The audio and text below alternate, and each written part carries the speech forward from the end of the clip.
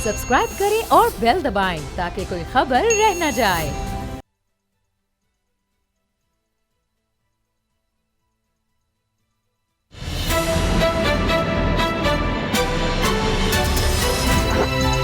अब पता चला। बिस्मिल्लाहिर्रहमानिर्रहीम, अस्सलाम वालेकुम। मैं हूं मोहम्मद उसामा गाजी और आप देख रहे हैं अब पता चला। आज एक और बहादुर सपूत मादरे वतन पर कुर्बान हो गया। बोल सलाम पेश करता है शहीद विंग कमांडर नुमान अकरम को, जिनका F-16 तैयारा इस्लामाबाद में गिरकर तबाह हो गया। विंग कमांडर नुमान अकरम अगर चाहते तो फौरी तौर पर इजेक्ट का बटन दबाकर अपनी जिंदगी बचा सकते थे, लेकिन इन्हें मालूम था कि वो शहरी इलाके पर परवाज कर रहे हैं, इसलिए उन्होंने अपनी जिंदगी का रिस्क लेकर आखिरी वक्त तक तैयारे को कंट्रोल करके आबादी से दूर ले जाने की कोशिश की। वो इस कोशिश में कामयाब रहे कि तैयारा आबादी पर ना गिरे, लेकिन जान का नजराना देकर दूसरों की जान बचाते बचाते अपनी जान कुर्बान करने का यह जज्बा अनमोल है। और इसी जज्बे से पाकिस्तान की मुसल्लह अफवाज का एक एक जवान सरशार है। लेकिन काबिल अफसोस बात यह है कि दूसरी तरफ सियासी मैदान में नजर दौड़ाएं तो जाती मफादात के घिनौने धंधे के सिवा कुछ नजर नहीं आता। आज पीपल्स पार्टी के रहनुमा एतजाज अहसन के शरीफ बरादरान के बैरून मुल्क जाने पर कलाम का हासिल यह था कि कैसा नजरिया, कौन सी सियासत। हकीकत सिर्फ यह है कि शरीफ खानदान ने अपने पैसे, अपनी जायदादें बचाई हैं। शायद क़यादत की इसी सौदेबाजी ने लीगी कारकुनान की आंखें खोल दी हैं और बात पसे पर्दा राबितों से खुलेआम मुलाकातों तक जा पहुंची है। वाकिफान हाल का दावा है कि वज़ीर आला पंजाब से मुलाकात तो सिर्फ 6 लीगी अरकान की हुई है, लेकिन लीगी फॉरवर्ड ब्लॉक का स्कोर 20 से भी ज्यादा है। यानी बकौल मीर तकी मीर, इब्तिदाए इश्क है रोता है क्या, आगे आगे देखिए होता है क्या। इससे भी बढ़कर बागी अरकान ने लीगी क़यादत को चैलेंज किया है कि अगर हिम्मत है तो इन्हें पार्टी से निकाल कर दिखाएं। यही नहीं, इन अरकान ने अगला इलेक्शन पीटीआई के प्लेटफॉर्म से लड़ने का ऐलान भी कर दिया है। पार्टी में होने वाली इस बगावत पर लीगी क़यादत क्या हिकमत अमली अपना सकती है, इसी पर बात करेंगे असद खरल साहब से, बाबा डोगर साहब से। लेकिन पहले आज की डेवलपमेंट्स पर रिपोर्ट। असद खरल साहब, ये क्या हो रहा है? जिनके इशारे के बगैर चिड़िया पर नहीं मार सकती थी, शहबाज शरीफ, नवाज शरीफ, मैंने खुद देखा हुआ है कि MPA MNS की कोई हैसियत नहीं होती थी। आज ये नौबत आ गई है कि ना सिर्फ वो दिन दिहाड़े जाकर मुलाकातें कर रहे हैं, बल्कि ये कह रहे हैं कि जनाब जुर्रत है तो हमारे खिलाफ कोई एक्शन लेकर दिखाए। यानी निशात दार ने मीडिया से बात करते हुए कहा है कि पार्टी क़यादत में जुर्रत है तो पार्टी से निकाल कर दिखाएं। ये क्या हो गया? इसको कहते हैं उसामा साहब, बदलता है रंग आसमां कैसे कैसे। आप अरकान असम्बली की बात करते हैं, हमने वो देखा और चश्मे फलक ने देखा, आप भी इस चीज़ के विटनेस हैं कि वुज़रा जो है उनकी जुर्रत नहीं होती थी कि शहबाज शरीफ साहब या नवाज शरीफ के सामने बैठे हुए सर या आंख उठा के उनसे बात कर सके, आंखों में आंखें डाल के। वो जिस तरह गुलामों की एक दरबारियों की एक फ़ौज होती है उस तरह बैठे होते थे। और वुज़रा को भी हमने देखा कई हफ्ते उनको इंतज़ार करना पड़ता था शहबाज शरीफ साहब की जो मुलाकात के लिए सूबाई वुज़रा को, और इसी तरह कई वफाकी वुज़रा को नवाज शरीफ साहब से मुलाकात करने के लिए कई हफ्ते नहीं कई महीने इंतज़ार करना पड़ता था। इवन के मरियम साहिबा से मुलाकात के लिए भी कई हफ्तों का उनको इंतज़ार करना पड़ता। अब मामला यह, एक तरफ नून लीग कह रही है जी हम तो मिड टर्म इलेक्शन करवाना चाह रहे हैं, कौमी हुकूमत हमें कबूल नहीं है और हम मिड टर्म इलेक्शन की तरफ जा रहे हैं। शहबाज शरीफ साहब आ रहे हैं जी, अवाम का जो जम्मे गफ़ीर और ठाठे मारता समुंदर उनके पास आ जाएगा जी। सूरत हाल ये है कि उनके 6 अरकान बबांगे दोहल मिले जी वज़ीर आला पंजाब से, और उससे पहले 9 लोग पहले मिल चुके हैं। अच्छा, आलमोस्ट 20 के करीब अब तक जो लोग हैं वो राब्तों में हैं। और जिस तरह निशात डार साहब की आपने बात की जी, तो अब देखें कि वो ओपनली वो ये कह रहे हैं कि पार्टी की क्या मजाल है कि वो मुझे निकाले और अतात तारड़ हम पे सवार कर दिया गया है, हम नहीं किसी को मानते, और उनका फिर लीगल कोर ही रह जाएगा, अब वोट उससे ले ले। तो मामला ये है कि उसामा साहब, ये जो एक बगावत है या जो एक नून लीग के अंदर एक जो चीज़ सामने आ रही है, और उन्होंने ये भी कहा, ये भी दावा किया, उनका ना तो हमें शोकाज दिया जाएगा और ना इनकी इतनी जरूरत है कि हमें निकाल सके। उनका इनकी इतनी जरूरत नहीं है कि हमारे खिलाफ एक्शन ले सके, और अगर उनका एक्शन लेंगे तो हम रिजाइन करने के लिए भी तैयार हैं। हम दोबारा आवाम से वोट लेके पीटीआई के प्लेटफॉर्म से भी हम ज़िमनी इलेक्शन के लिए भी तैयार हैं। तो अब मामला ये है कि इससे ज़्यादा एक नून लीग की जो इतनी बड़ी मेजॉरिटी है सूबे के अंदर, जी जी, पंजाब के अंदर, उसके लोग अगर इस तरह बगावत पे आ गए हैं और इस सूबे से जो जीटी रोड की पार्टी बनती जा रही है, नून लीग, अब इसके जरिए आप तहरीक चलाएंगे, इसके जरिए बहुत बड़ा सवाल उठाया, आप मैं दोबारा आता हूं। इलेक्शन लड़ेंगे, इसके जरिए आप कह रहे हैं कि अवाम में बड़ी मकबूलियत हो गई है, हुकूमत बड़ी नाकाम हो गई है। बाबर साहब, आपको क्या लगता है ये हुआ क्या है? ये अचानक ऐसे क्या हो गया कि 6 लोग, उससे पहले 9 लोग, 20 लोग ये कहे जा रहे हैं, और वो कह रहे हैं कि हम तो सिर्फ लीगल कवर इस्तेमाल करेंगे अब नून लीग का, उनके साथ हमारा कोई ताल्लुक नहीं, तक वोट तक नहीं देंगे, आगे अगर इलेक्शन लड़ा भी तो पीटीआई के उससे प्लेटफॉर्म से लड़ेंगे। और इतना बड़ा चैलेंज कर देना, आपने माहौल देखा है, मैंने देखा है, हाथ बांध के लोग खड़े हुआ करते थे और अपनी वजाहतें, अपने खानदान की वफादारियां गिनवाया करते थे कि जनाब हमने ये किया, मेरे बाप ने ये किया, ऐसे किया, हम ये थे, तो आपसे गुजारिश है कि हमें टिकट दें, हम ये ऐसे हाथ बांध। ये क्या हो गया? सामा साहब, आपके इसी प्रोग्राम में मैंने एक दफ़ा एक खबर दी थी कि नून लीग के अंदर एक फॉरवर्ड ब्लॉक बनाया जा रहा है। जी, शायद आपको भूल गए। नहीं, मुझे याद मैंने आ आपको बताया था कि उसको मुकम्मल तौर पर शहबाज शरीफ की आशीर्वाद भी हासिल है, और 10 से 12 लोग ऐसे हैं जो इकट्ठे हुए हैं और वो पीटीआई के साथ मिलने की बातें कर रहे हैं, पीटीआई की गवर्नमेंट को सपोर्ट भी करने की कोशिश कर रहे हैं, और एक टाइम का इंतज़ार कर रहे हैं कि जब भी ये टाइम आएगा वो पीटीआई के साथ को कंधा देंगे। जी, उस वक़्त वो जो ग्रुप था उसमें किसी हद तक शहबाज शरीफ की उसको आशीर्वाद हासिल थी।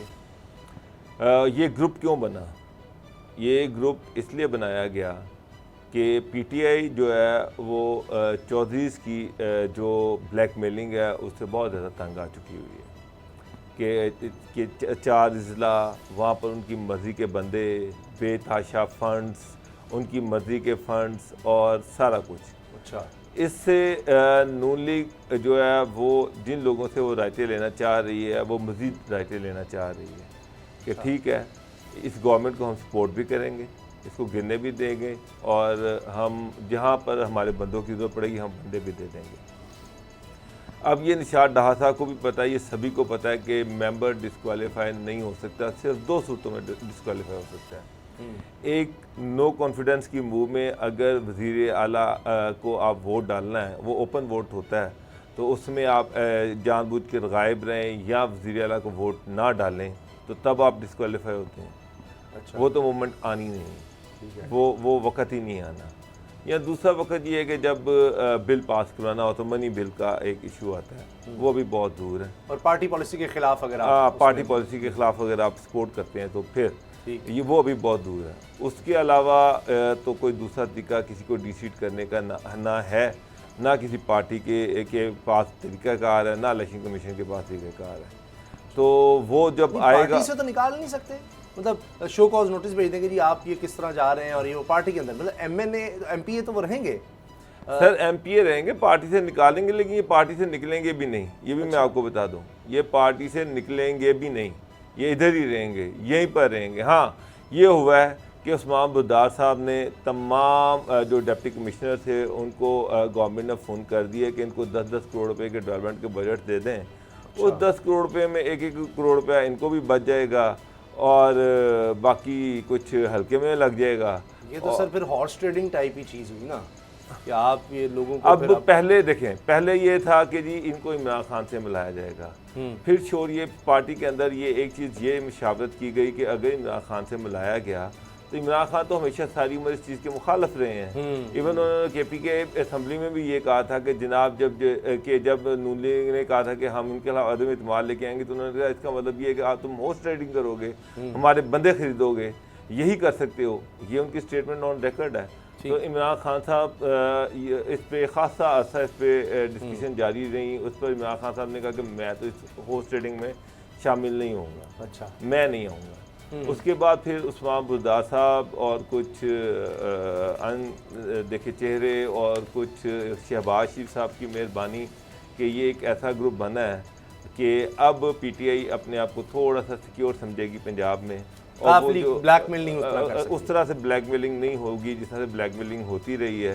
अच्छा। तो ये एक मिली जुली गेम है जिसमें सारे स्टेक होल्डर जो हैं वो शामिल हैं। अच्छा खरल साहब, ये जिस तरह बाबर साहब कह रहे हैं, इसके बाद तो अगले इलेक्शन भी मशकूक हो गए। आपने बड़ा सही कहा कि मिड टर्म इलेक्शन तो दूर की बात है, ये तो अगले इलेक्शंस तक इनके लिए बड़े मसाइल हो जाएंगे अगर शहबाज शरीफ साहब वापस ना आए और इस चीज़ को ना संभाला उन्होंने। बाबर डोगर साहब तो कह रहे हैं कि ये सब शहबाज शरीफ के आशीर्वाद से हो रहा है, और शहबाज शरीफ आ भी नहीं रहे।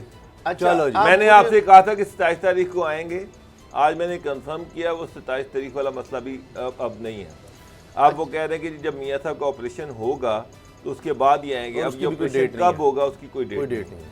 अच्छा, अब जो सूरत हाल आप जिस तरह आपने उसामा साहब बताई है कि ये लोग आप कह रहे हैं ना कि मिड टर्म या उसके, अब एजाज हसन साहब सीनियर लीडर हैं जो उन्होंने पार्टी कही है, उन्होंने कहा है कि नवाज शरीफ साहब ने इमरान खान की हुकूमत की गारंटी दी है।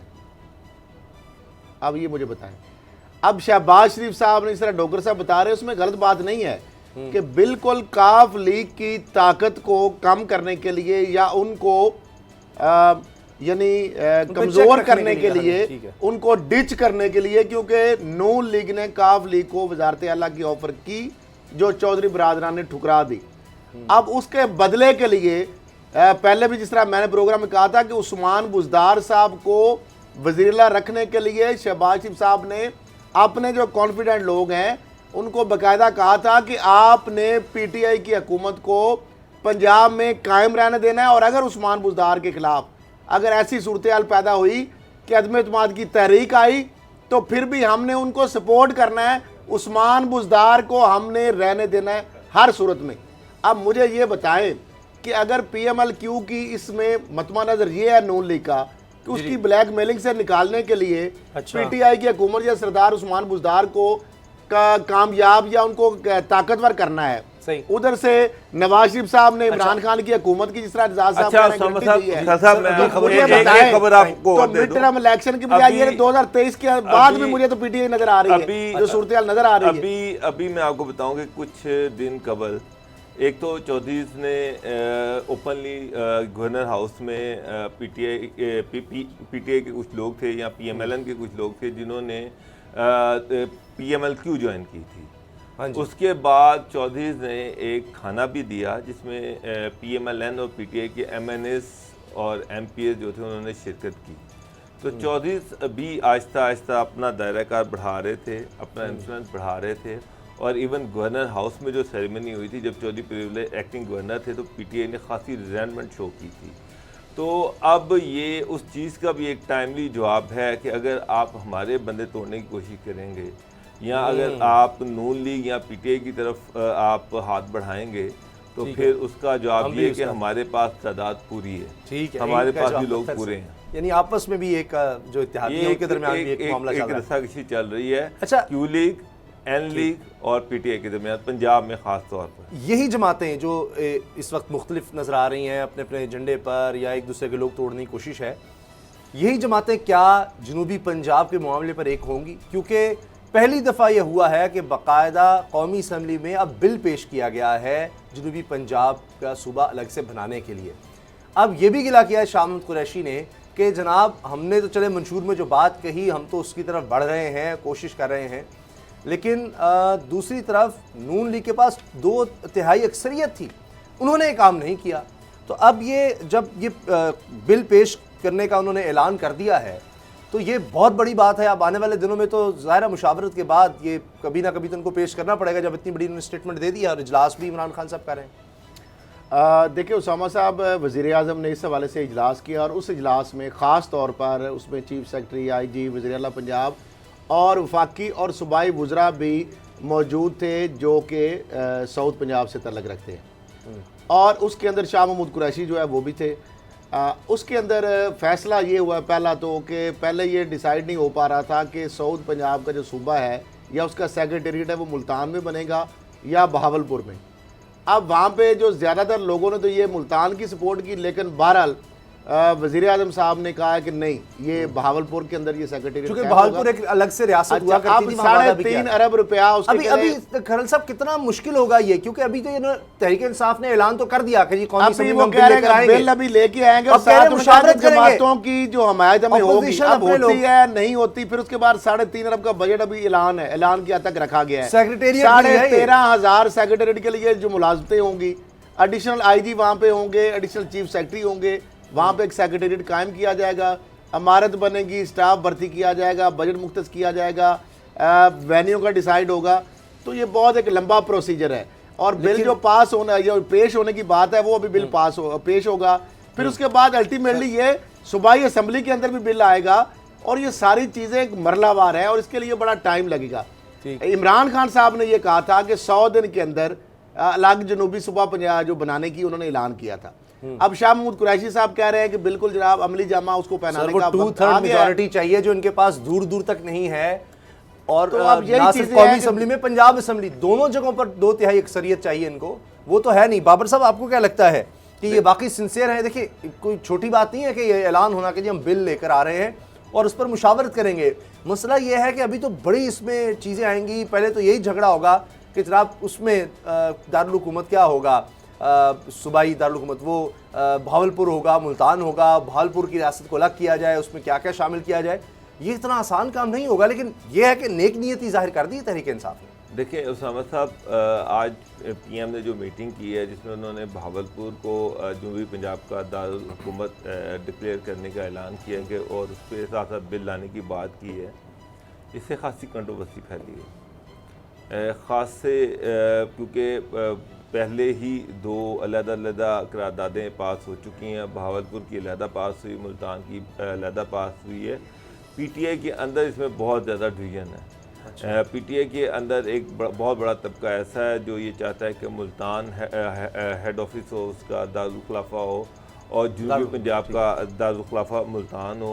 और जो कि भावलपुर डिवीज़न वाले ये कहते हैं कि भावलपुर डिवीज़न जो है वो एक अलहदा रियासत थी और उसका मुल्तान से कुछ लेना देना नहीं और है। गालिबन ये वादा भी था कि जी इसको भावलपुर को अलग। तो अभी तो फिलहाल मेरे नज़दीक एक लॉलीपॉप है सर, अब भी ऐलान के बाद अभी भी एक लॉलीपॉप है। जैसा खल साहब ने कहा, मैं खल साहब की बात को बिल्कुल इंडोर्स करता हूँ कि इसको एग्जीक्यूट होते होते ये इलेक्शन के दिन आ जाएंगे। ये 3-4 साल लग जाएंगे बड़े आराम से, अगर इवन ये वहाँ पर सेक्रेटेरिएट भी बनाना चाहते हैं। तो ये जो आइंदा महीने एडिशनल सेक्रेटरी है और एडिशनल आईजी, ये जनूबी पंजाब के लिए ऐसे तैनात ऐसे नहीं है। वहाँ पर बाकायदा तौर पर सेक्रेटेरिएट बनाया जाएगा, इनकी अलग-अलग पावर्स होंगी, उनकी सीटें जो हैं वो एयरमार्क होंगी, उनको एडिशनल स्टाफ दिया जाएगा, वो सारा कुछ। ये इतना आसान नहीं है, ये एक सिंगल स्ट्रोक ऑफ पेन से नहीं हो सकता जिस तरह से ये समझ रहे हैं। इसके लिए बाकायदा तौर पर हायरिंग करनी पड़ेगी, बेतहाशा स्टाफ रखना पड़ेगा। अगर आपने वहाँ पर आपने बड़े ऑफिसर्स को वहाँ पर भेजना है, जैसे कहा जा रहा है कि एक एडिशनल चीफ सेक्रेटरी और एडिशनल आईजी लेवल के 1,000 मुल्तान में और भावलपुर में होंगे, उसके बाद उनके सेक्रेटरीट होंगे, उसके नीचे एडिशनल सेक्रेटरीज होंगे।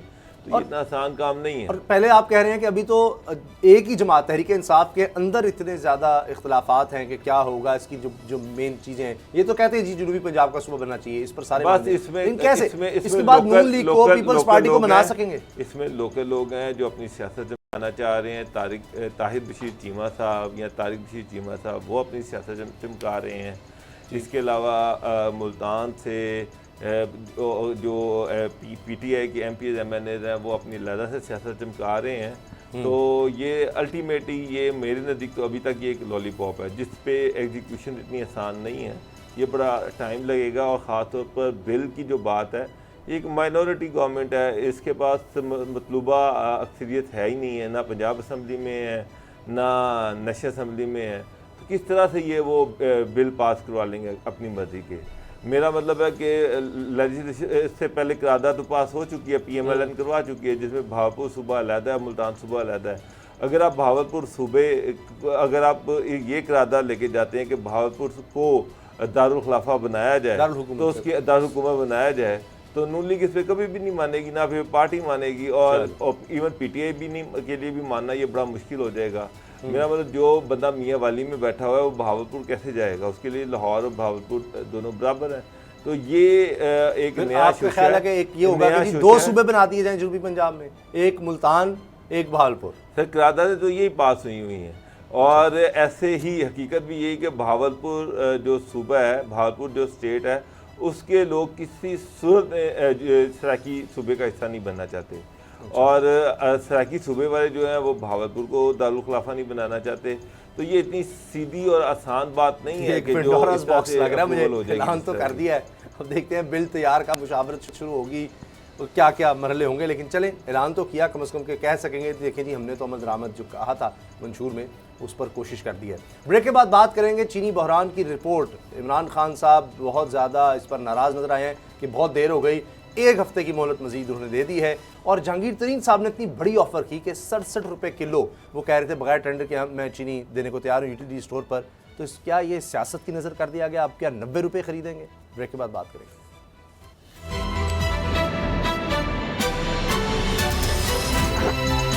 अब पता चला।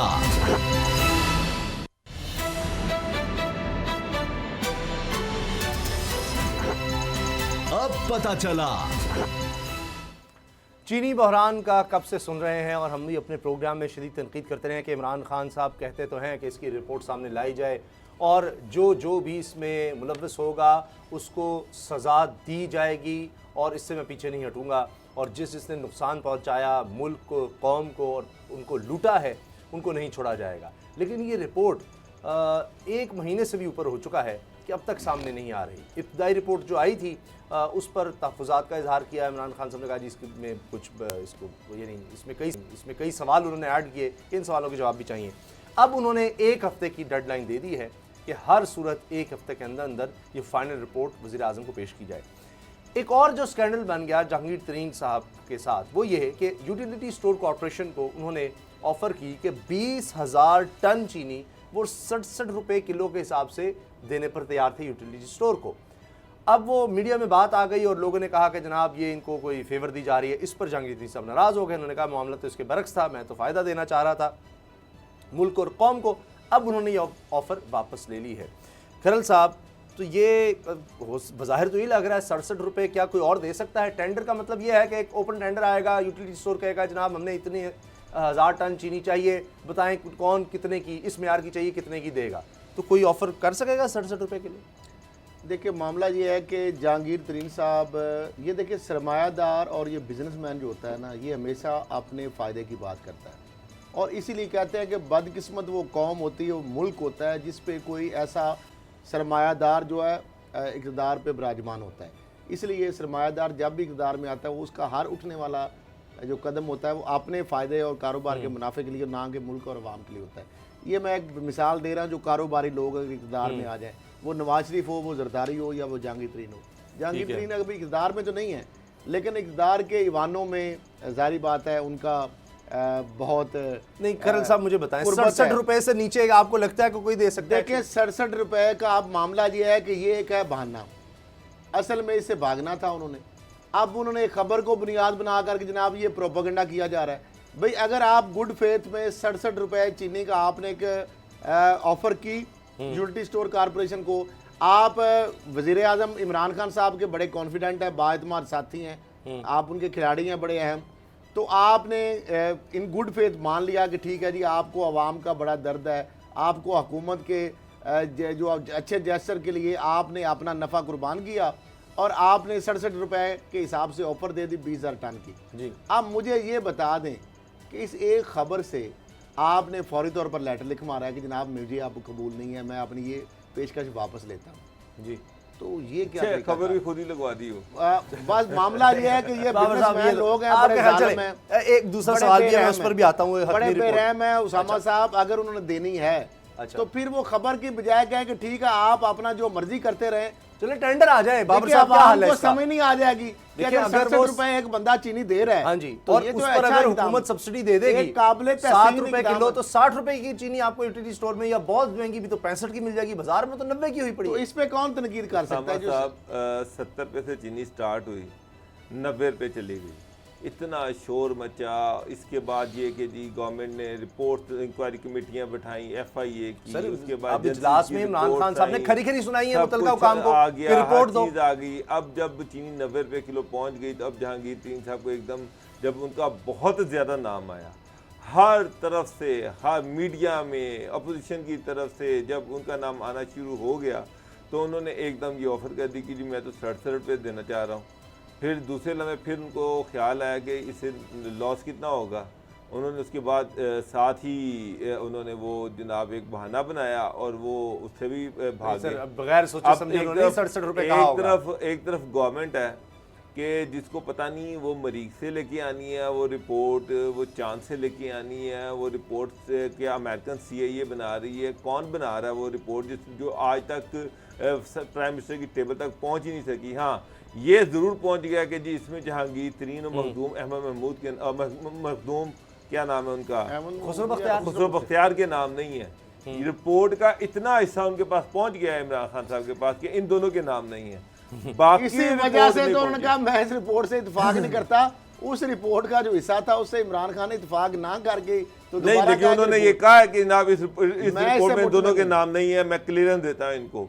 लेकिन इतना हिस्सा पहुंचा है इस रिपोर्ट में आटा बहान पर भी आनी है। अब एक हफ्ते की तो उन्होंने मोहलत दी है बाबर साहब, और जिन इदारों ने लानी है उनको खरी सुनाई है। इमरान खान ने तो रिपोर्ट ही बनानी, अब वो हफ्ते के अंदर आ जाए। सब आगे रमजान आ रहा है, ये चीनी 100 रुपए की हो जानी है। मैं तो पहले और आप देखिएगा जहांगीर तरीन बड़े समझदार हैं, बड़े कामयाब कारोबारी आदमी हैं।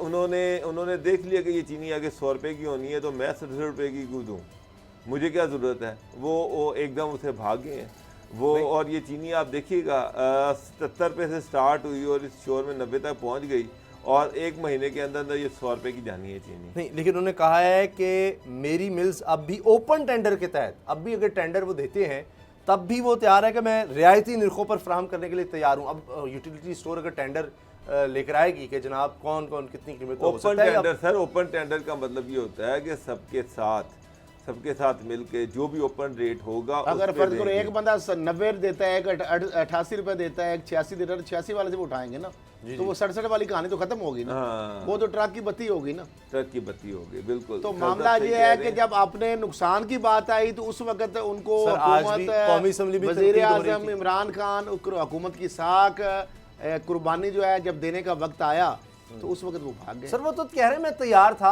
हर मुझे तैयार था तो आपको किसने धक्का दे दिया, आपको किसने किसने आपकी गन पॉइंट पे रख दिया। अच्छा, हफ्ते में अब रिपोर्ट आ जाएगी।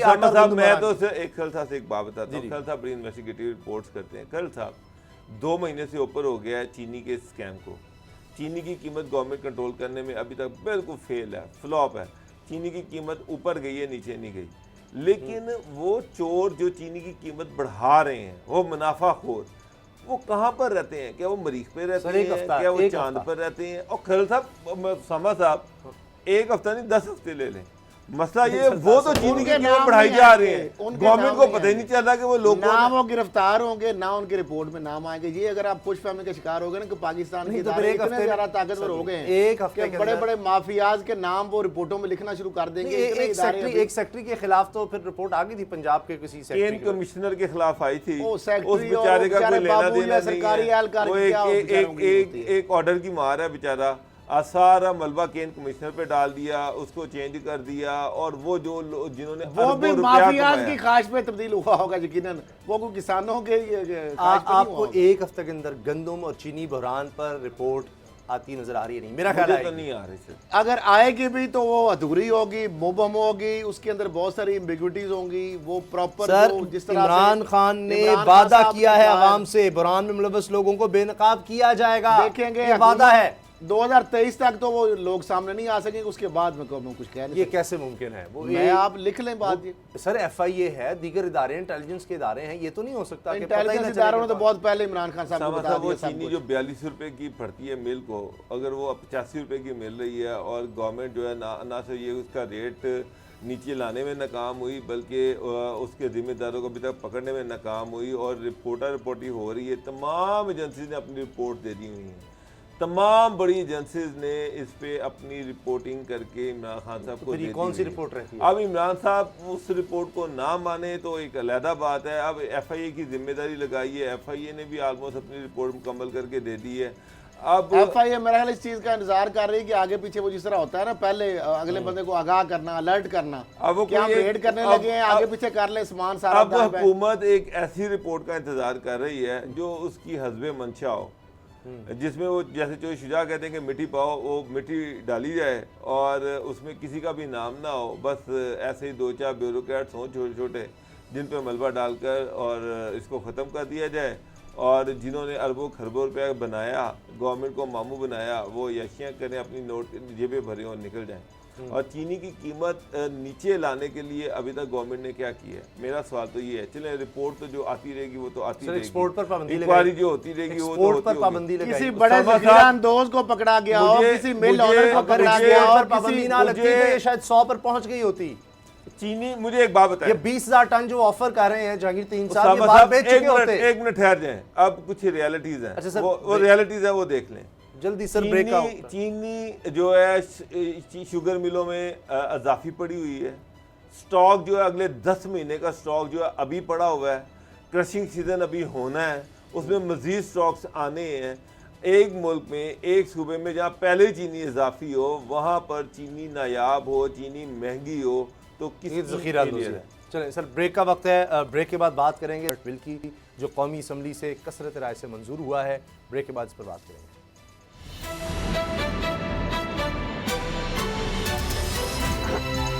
अब पता चला।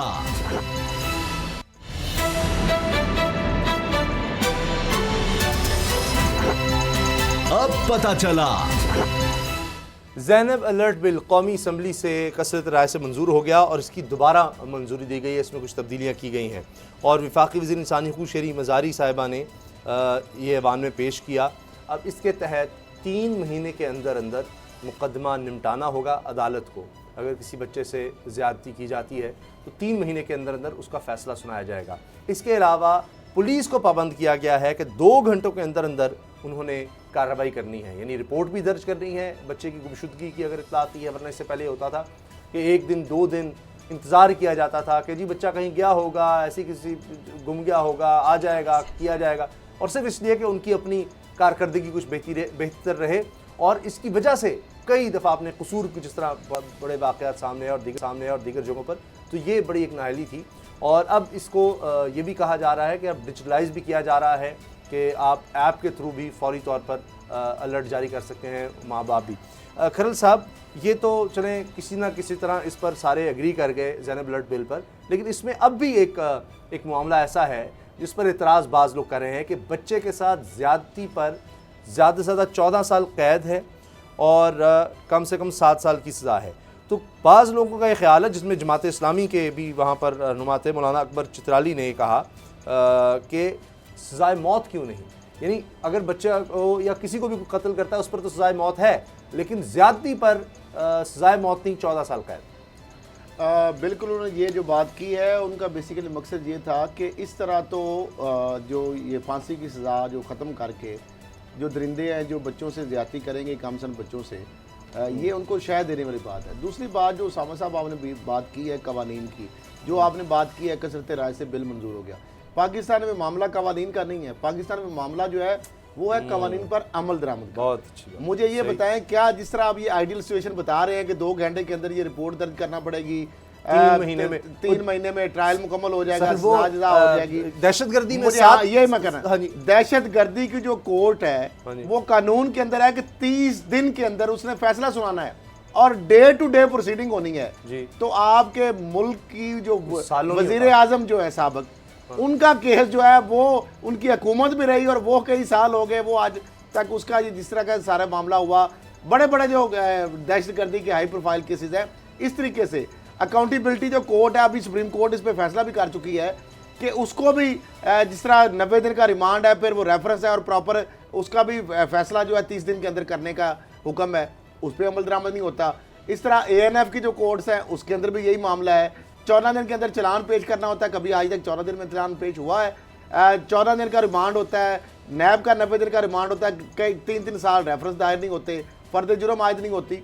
मामला ये है कि ये कानून सही, तो आ अच्छा। गया, क्या इस पे अमल दरामद हो सकेगा इन लेटर एंड स्पिरिट? अगर तो अमल दरामद हो जाता है तो ये एक बहुत अच्छा कानून होगा, बल्कि इससे सही कह रहे हैं आप। डेटर्स भी होगा, इससे दरिंदों को इबरत का निशान भी बनाया जा सकेगा, जिस तरह फौजी अदालतों के जरिए पूरे मुल्क के अंदर अच्छा, जब बाबर दहशतगर्दों को फांसियां मिली जी, तो आपने सर, देखा टाइम- मुल्क के अंदर अमन और सुकून आ गया। बिल्कुल सही। उससे पहले कानून तो मौजूद थे लेकिन अमल दरामद नहीं था। बाबर साहब, आप क्या कहते हैं, क्या अब मुल्क में पहले ही कवानीन पर अमल हो जाता तो शायद उससे भी बहुत बेहतरी आती? इस कानून के खिलाफ नहीं, ये तो अच्छी बात है, लेकिन पहले भी अमल नहीं हुआ, उम्मीद करें इस पर हो जाए, 3 महीने में फैसले होने लगे। उसामा साहब, बात तो फिर मैं खैल साहब और आप लोगों से बिल्कुल एग्री करता हूँ कि कवानीन तो हर चीज़ के मौजूद हैं, लेकिन उसकी इम्प्लीमेंटेशन और है ही नहीं है। आप थाने में चले जाएं, थानेदारों के रवैये देख लें, पुलिस का रवैया देख लें, कोर्ट्स में चले जाएं, किस तरह केसेस अल्तवा का शिकार हैं, प्रोसिक्यूशन को देख लें, तो अदारे तो काम करना छोड़ गए हुए हैं। आप यहाँ पर अभी आप डिबेट कर रहे थे कि जी इसकी अगर किसी बच्चे के साथ ज्यादती होती है तो उसकी सज़ा मौत क्यों नहीं है? जमात इस्लामी ये सवाल उठा रही है या मजहबी जमातें ये सवाल उठा रही हैं। मसला ये है कि जो सज़ा है, जो तजवीज़ की गई है या पहले जो तजवीज़ की गई थी, क्या उस पर अमल दरामद हुआ है? कितने बच्चों के साथ ज्यादती होती है, कितने जो लोग हैं उनकी FIR का प्रोसीजर जो है वो इतना लेंथी है। यहाँ पे फोरेंसिक लैब्स हैं, मेडिकल रिपोर्ट्स हैं, जगह जगह पे पैसे खाए जाते हैं, जगह जगह पे लोगों को जलीलो रस्वा किया जाता है। लोग जाते ही नहीं, थाने सिर्फ में वो जाने नहीं केस चाहते। जो मीडिया में आ जाए, जो हाई प्रोफाइल हो जाए, वहाँ उसकी हद तक तो ठीक है, बाकी तो अवाम बेचारी रुल जाती है। मुझे पता है कि किस तरह से उसका मेडिकल करवाना, जो इस तरह के केसेस का कितना मुश्किल काम है, और उसके बाद उसकी FIR दर्ज करवाना कितना मुश्किल काम है। उसके बाद जब वो केस कोर्ट में चलना है तो उसकी जो प्रोसीडिंग है, उसके बाद जो वकला की जरा है, ये सारा ये एक बड़ा तकलीफ़ दे मरला है।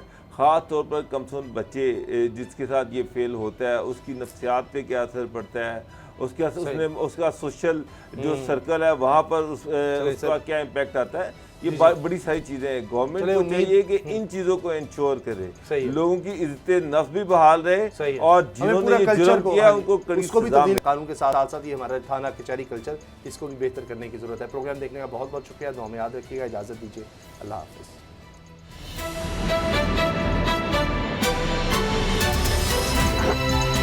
अब पता चला। सब्सक्राइब करें और बेल दबाएं ताकि कोई खबर रह न जाए।